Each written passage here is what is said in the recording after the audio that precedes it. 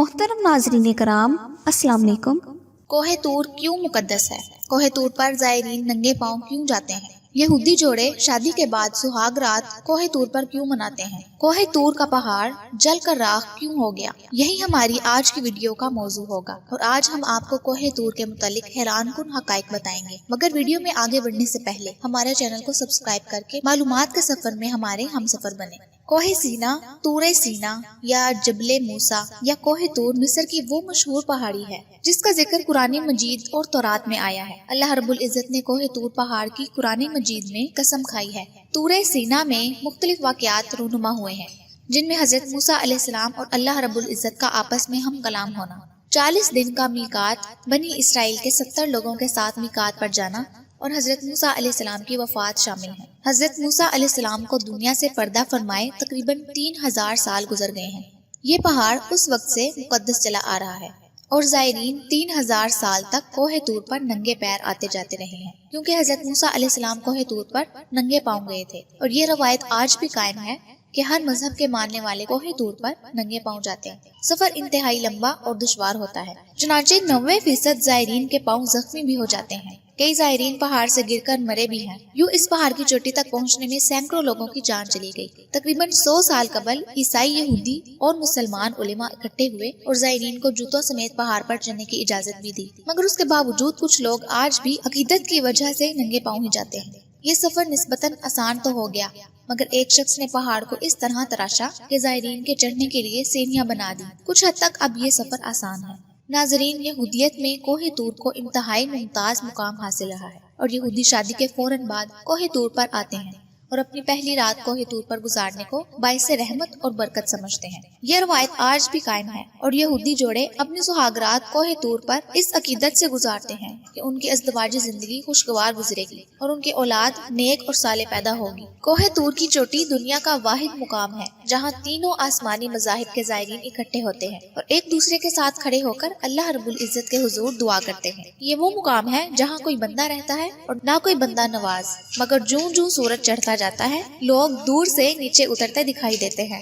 یہ لوگ دوبارہ یہودی، عیسائی اور مسلمان ہو جاتے ہیں، مگر کوہ طور پر سب اللہ کے حضور انسان بن کر کھڑے ہوتے ہیں، یہاں تک کہ کوہ طور کے دامن میں پہنچ کر یہ دوبارہ ایک دوسرے کے دشمن بن جاتے ہیں۔ یہ صرف کوہ طور کی برکت ہے کہ چند لمحوں کے لیے تینوں مذاہب کے لوگ برکت کے لیے اکٹھے ہوتے ہیں۔ کوہ طور پر تینوں مذاہب کے درمیان موجود دیواریں گر جاتی ہیں اور اللہ کے بندے صرف اللہ کے بندے بن جاتے ہیں۔ کہا جاتا ہے کہ دور سے واپسی کا سفر چڑھائی سے زیادہ مشکل ہوتا ہے۔ زائرین کھلی آنکھوں سے خطرناک سیڑھیاں اور ہولناک گھاٹیاں دیکھ سکتے ہیں، اور ہر بار رک رک کر یہ سوچتے ہیں کہ کیا کل رات ہم اس مقام سے بھی گزرے تھے، اور یہ سوچ کر ان کی روح تک کانپ جاتی ہے۔ پورے پہاڑ پر گھاس کا تنکا تک نہیں، اور یہ سیاہ پتھر کا پہاڑ ہے۔ کوئی پرندہ اور کوئی جانور طور پر موجود نہیں، اور پانی کا کوئی چشمہ بھی نہیں ہوتا، کیونکہ اللہ تعالیٰ نے اس پہاڑ پر تجلی ڈالی تھی تو یہ پہاڑ جل گیا تھا۔ روایت میں آتا ہے کہ حضرت موسیٰ علیہ السلام کوہ طور پر اللہ رب العزت سے ہم کلام ہوا کرتے تھے، اور ایک دن حضرت موسیٰ علیہ السلام نے اللہ رب العزت سے عرض کی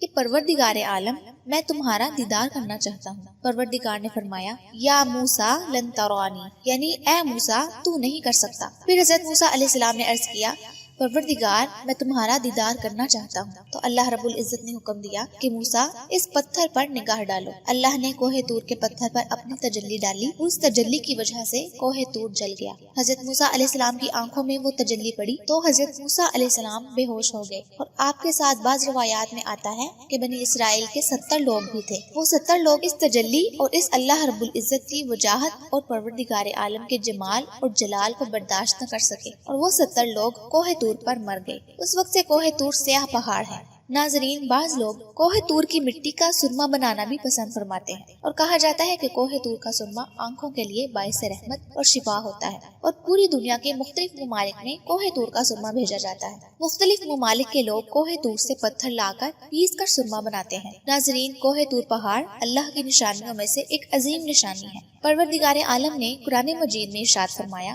اللہ رب العزت نے پہلے مٹی کی قسم کھائی، پھر زیتون کی قسم کھائی، اور تیسری قسم سورہ 3 میں پروردگار عالم نے طور سینین یعنی طور پہاڑ کی کھائی۔ 2016 میں مصر کے ایک ماہر آثار قدیمہ نے وہ مقامی دریافت کرنے کا دعویٰ کیا تھا جہاں اس کے بقول اللہ تعالیٰ نے پہلی بار حضرت موسیٰ علیہ السلام کو مخاطب کیا تھا۔ مصری ماہر آثار قدیمہ ڈاکٹر عبدالرحیم ریحان نے بتایا کہ مصر کی کوہ طور میں واقع خانقاہ سینٹ کیتھرائن یا کیتھرین وہ مقام ہے جہاں اللہ نے حضرت موسیٰ علیہ السلام کو مخاطب کیا۔ ان کا ماننا ہے کہ یہی وہ بات اللہ نے اپنے پیغمبر سے کی جو قرآن میں درج ہے۔ انہوں نے بتایا کہ تمام تحقیقی رپورٹ سے یہ ثابت ہوتا ہے کہ یہ وہی مقام ہے جہاں اللہ تعالیٰ نے اپنی تجلی حضرت موسیٰ علیہ السلام کو دکھائی تھی، جس کے اثر سے وہ بے ہوش ہو گئے اور کوہ طور جل کر سرمے کی مانند سیاہ ہو گیا۔